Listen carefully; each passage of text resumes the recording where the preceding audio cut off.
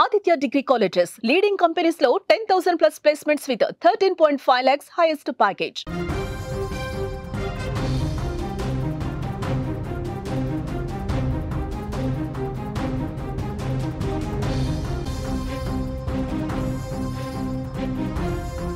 Big breaking news చూస్తున్నాం. నిమిష ఉరి వాయిదాతో తాత్కాలికంగా ఊరట కలిగింది. ఉరి వాయిదా వెనుక మత పెద్దది కీలక పాత్ర. యెమెన్లో చక్రం తిప్పిన భారత గ్రాండ్ ముఫ్తీ ఆఫ్ ఇండియా అబూబకర్, ఇస్లామిక్ పెద్దలతో అబూబకర్ ప్రస్తుతం మంతనాలు జరుపుతున్నారు. మరోవైపు భారత్ ప్రయత్నం కూడా కొనసాగుతుంది. భారత అధికారులు యెమెన్ అధికారులతో ఎప్పటికప్పుడు టచ్లోకి వెళ్లి సమిష్టి ప్రయత్నాలతో ఉరి వాయిదా పడినటువంటి సందర్భం.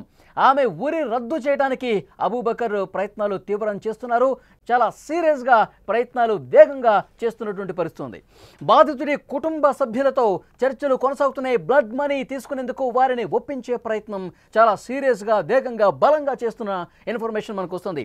కేరళకు చెందిన నర్సు నిమిషప్రియ ఉరి వాయిదా పట్టడంతో అంతా ఊపిరి పీల్చుకున్నారు. లేకపోతే ఈ సమయానికి ఆమె ఉరి ఏర్పాట్లు జరిగేవి. కానీ భారతదేశం నుంచి చేసిన ఈ సమిష్టి ప్రయత్నాలు ఫలించడంతో ఉరిని యెమెన్ ప్రభుత్వం వాయిదా వేసింది. ఆమె మరణశిక్ష వాయిదా పట్టడం వెనుక భారత గ్రాండ్ ముఫ్తీ ఆఫ్ ఇండియా అబూబకర్ అహ్మద్ ముస్లియార్ కీలక పాత్ర పోషించినట్టుగా తెలుస్తోంది. భారత అధికారుల ప్రయత్నాలతో పాటు అబూబకర్ జోక్యంతో నిమిషప్రియ ఉరిని వాయిదా వేశారు. కేరళలోని పాలక్కడ్ జిల్లాలోని కొల్లెంగోడ్కు చెందిన నిమిషప్రియకు 2017లో యెమెన్ జాతీయుడు హత్య కేసులో ఆమెకు అక్కడి కోర్టు మరణశిక్ష విధించింది. జూలై 16న శిక్ష అమలు కానుందని ఒక అధికారిక అనౌన్స్మెంట్ కూడా వచ్చేసింది. దీంతో ఆమె కుటుంబ సభ్యులు, ప్రధానంగా ఆమె తల్లి, ఉరిశిక్షను ఆపేందుకు చేయని ప్రయత్నం అంటూ లేదు. ఆమెను రక్షించడానికి దౌత్య మార్గాల్లో కృషి చేయాల్సిందిగా భారత ప్రభుత్వాన్ని ఆదేశించాలని కోరుతూ save Nimishapriya international action council సంస్థ సుప్రీంకోర్టును ఆశ్రయించింది. ఈ పిటిషన్పై ధర్మాసనం సోమవారం విచారణ జరిపిన విషయం తెలిసిందే. కేంద్రం తరఫున అటార్నీ జనరల్ హాజరయ్యారు. కోర్టు ముందు కీలకమైనటువంటి విషయాలు వెల్లడించారు. హౌతీలతో దౌత్యపరమైన సంబంధాలు మనకు లేకపోవడంతో ఇబ్బందిగా మారిందని, ఆ దేశంలోనే పలుకుబడిన షేకులను రంగంలోకి దించి బాధిత కుటుంబాన్ని బ్లడ్ మనీకి ఒప్పించే ప్రయత్నాలు చేస్తున్నామని చెప్పారు. ఎన్నో సవాళ్లు ఇందులో ఉన్నప్పటికీ కూడా ఉరిశిక్ష నుంచి బయటపడటానికి భారతదేశ గ్రాండ్ ముఫ్తీగా పిలువబడే షేక్ కాంతాపురం ఏపీ అబూబకర్ ముస్లియార్ రూపంలో ఒక ఆశ కనిపించింది. నిమిషప్రియను కాపాడుకునేందుకు ఆయన నేరుగా రంగంలోకి దిగి అక్కడి పెద్దలతో, షేకులతో, మత పెద్దలతో చర్చలు జరిపారు. ఫలితాన్ని రాబట్టారు. ఇక్కడ దేశం నుంచి కూడా అధికారులు, అక్కడ జైలు అధికారులతో, అలాగే ప్రాసిక్యూషన్ అధికారులతో మాట్లాడారు. ఇటు అబూబకర్ ప్రయత్నాలు కూడా ఫలించి తాత్కాలికంగా ఉరిశిక్షను వాయిదా వేశారు. ఇప్పుడు రద్దు చేసే విధంగా కూడా అబూబకర్ ప్రయత్నాలు చేస్తున్నారు. అబూబకర్ తరఫున అక్కడి పెద్దలు హత్య గావించబడిన వ్యక్తి కుటుంబ సభ్యులతో చర్చలు సాగిస్తున్నారు. బ్లడ్ మనీ రూపంలో వారికి భారీగా పరిహారం ఇచ్చేందుకు ప్రయత్నాలు కూడా చాలా సీరియస్గా చేస్తున్నారు. అందుకు వాళ్ళు ఒప్పుకునే విధంగా మాట్లాడుతుండగా సానుకూలమైన ఫలితాలు వస్తున్నట్టుగా తెలుస్తోంది.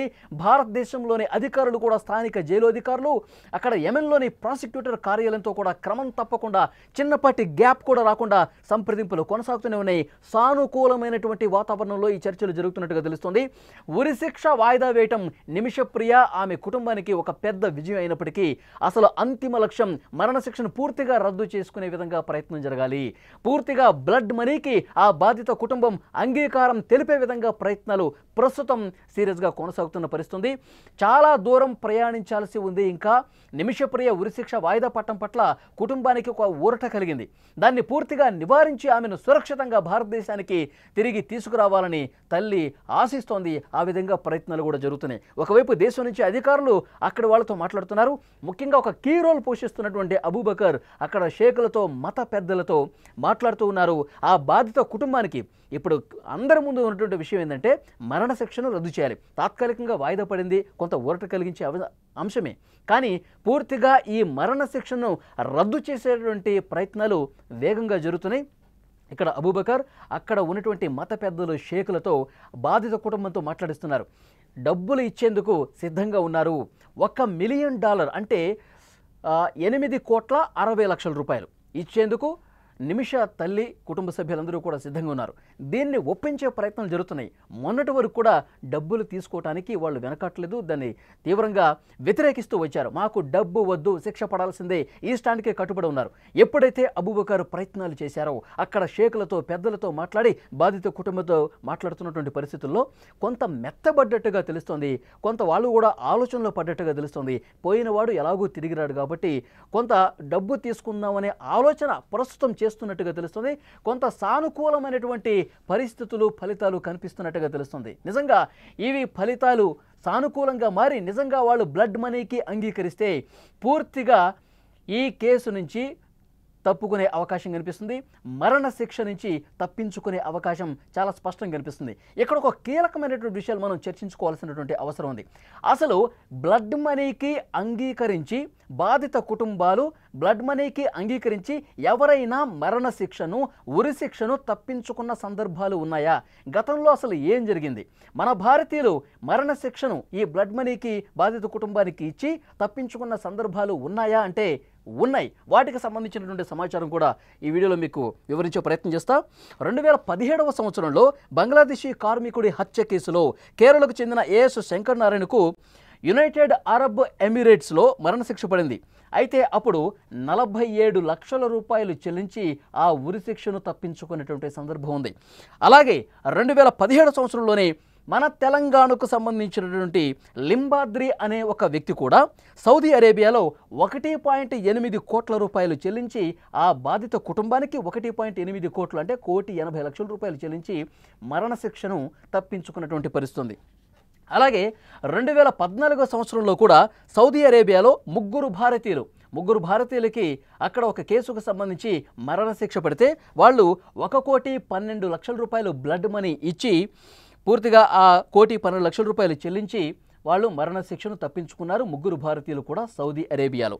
ఆ తర్వాత 2006వ సంవత్సరంలో రియాద్లో ఒక యజమాని కుమారుడి హత్య కేసులో అక్కడ అతనికి మరణశిక్ష పడింది. అయితే 34 కోట్ల బ్లడ్ మనీ ఇచ్చాడు. 34 కోట్లు తక్కువ మొత్తం కాదు, 34 కోట్ల రూపాయలు. అయితే ఇక్కడ ఉన్నటువంటి కొంతమంది దాతలు కావచ్చు ఫండ్ రైజింగ్ చేసి 34 కోట్ల రూపాయలు సేకరించి వాళ్ళకి ఇవ్వటం వల్ల ఆ బాధిత కుటుంబానికి పూర్తిగా 20 ఏళ్ల పాటు జైలు శిక్ష అనుభవించాడు. మరణశిక్ష అయితే తప్పించుకున్నాడు, కానీ ఈ కేసు తీవ్రత దృష్ట్యా జైలు శిక్ష 20 సంవత్సరాల పాటు అనుభవించాడు. వచ్చే సంవత్సరం డిసెంబర్కి అతని శిక్షాకాలం కూడా పూర్తిగా బయటకు వచ్చే అవకాశం ఉంది. సో ఇప్పుడు నిమిష కేసులో ఏం జరగబోతుంది? గతంలో ఇప్పుడు నేను చెప్పినటువంటి ఎగ్జాంపుల్స్ 2017లో కావచ్చు, 2014లో కావచ్చు, ఇలా కొన్ని కేసులు ఉన్నాయి. మన భారతీయులు అక్కడి మరణశిక్షను బ్లడ్ మనీ ఇచ్చి తప్పించుకున్నటువంటి సందర్భాలు ఉన్నాయి. మరి నిమిష విషయంలో ఏం జరగబోతుంది? మన దేశ అధికారులు అక్కడ వాళ్లతో పూర్తిగా చర్చలు జరిపి సానుకూలమైన ఫలితాలు తీసుకొచ్చి ఉరి శిక్షను వాయిదా వేశారు. మరొక రోజుకి వాయిదా పడింది, కానీ పూర్తిగా మరణశిక్షను ఇంకా తప్పించుకోలా. ఇప్పుడు ఆ మరణశిక్షను పూర్తిగా రద్దు చేసుకోవడానికి సీరియస్గా ప్రయత్నాలు జరుగుతున్నాయి. గతంలో బ్లడ్ మనీకి అంగీకరించినటువంటి బాధిత కుటుంబాలు ఉన్నాయి. మన భారతీయులు గతంలో పూర్తిగా మరణశిక్ష నుంచి తప్పించుకున్న సందర్భాలు ఉన్నాయి. సో ఈ కేసులో కూడా అలాంటిది జరగాలి అని చెప్పి అందరూ కోరుకుంటున్నారు. ఇప్పుడు ఆ బాధిత కుటుంబంతో, ఆ మెహదీ కుటుంబ సభ్యులతో చాలా సీరియస్గా డిస్కషన్ జరుగుతున్నాయి. నిమిష ప్రియకు ఉరి శిక్ష రద్దు చేసుకోవడానికి ఇక్కడ అబూబకర్ అక్కడ షేకులతో మత పెద్దలతో నిరంతరం సంప్రదింపులు జరుపుతున్నారు. అలాగే మన దేశం నుంచి కూడా చాలామంది అధికారులు అక్కడ వాళ్ళతో మాట్లాడుతున్న పరిస్థితి. మరణ శిక్షను పూర్తిగా రద్దు చేసే ప్రయత్నం చేస్తున్నారు. బ్లడ్ మనీకి ఒప్పుకోవాల్సిందిగా వాళ్ళు రిక్వెస్ట్ చేస్తున్నారు. బాధిత కుటుంబం ఇప్పటికిప్పుడు మనకు అందుతున్నటువంటి లేటెస్ట్ ఇన్ఫర్మేషన్ అంటే అక్కడ మెహదీ బాధిత కుటుంబం ఎవరైతే ఉన్నారో వాళ్ళు ఆలోచనలో పడ్డారు. వాళ్ళు ఆలోచిస్తున్నారు. సానుకూలమైనటువంటి ఫలితాలు రాబోతున్నట్టుగా ఇన్ఫర్మేషన్ వస్తోంది. వాళ్ళు దానికి అంగీకరిస్తే కనుక బ్లడ్ మనీకి $1 మిలియన్ అంటే 8,60,00,000 రూపాయలు తీసుకుని వాళ్ళు క్షమాభిక్ష పెడతారు. వాళ్ళు క్షమాభిక్ష ప్రసాదిస్తే కనుక, వాళ్ళు క్షమించి వదిలేస్తే కనుక నిమిషప్రియ అనేది సేఫ్గా బయటకు వస్తుంది. అయితే అక్కడ ట్రయల్ కోర్టు మరి మరణశిక్షను తప్పిస్తే ఎన్ని రోజుల పాటు ఇంకా జైలు శిక్ష అనుభవించాలన్నది కూడా ఒక క్లారిటీ రావాల్సినటువంటి అవసరం ఉంది. ముందుగా బ్లడ్ మనీకి వాళ్ళు అంగీకరించాలి. ఇదే మెయిన్ టాస్క్. దీని మీదే చాలా తీవ్రమైనటువంటి కసరత్తు జరుగుతుంది.